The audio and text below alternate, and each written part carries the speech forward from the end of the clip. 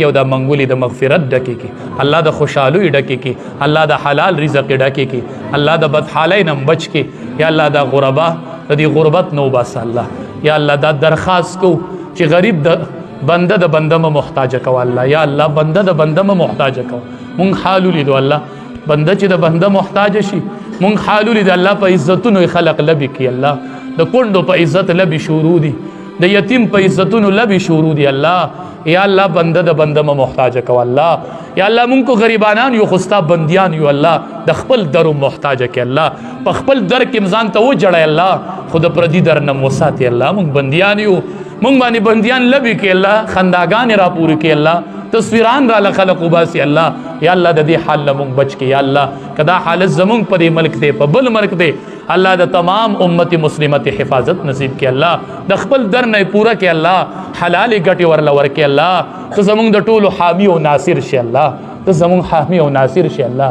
یا الله په مونږ رحم وکړي، یا الله خصوصا په دې غریبانو رحم وکړي الله، ډیر وزیرې دل یا الله حلال ګټي ورل پراخه ورکې الله، پراخه ګټي ورل ورکې الله، زمونږ د ټولو اخره خاتمه په ایمان کې دی وخت ډیر خیال کوي، بعضی غریبانان پوه نشي دا الله نه ګیلی کوي، دا مکوي غیر موایي، صبر کوي، خو الله تم حامی شي او تم ناصر شي، الله زموږ صبر دی، الله تم حامی شي، یا الله دې ټول ملک باندې رحم وکړي، الله د دې کیفیت او د دې حالت نه د ملک وباسي،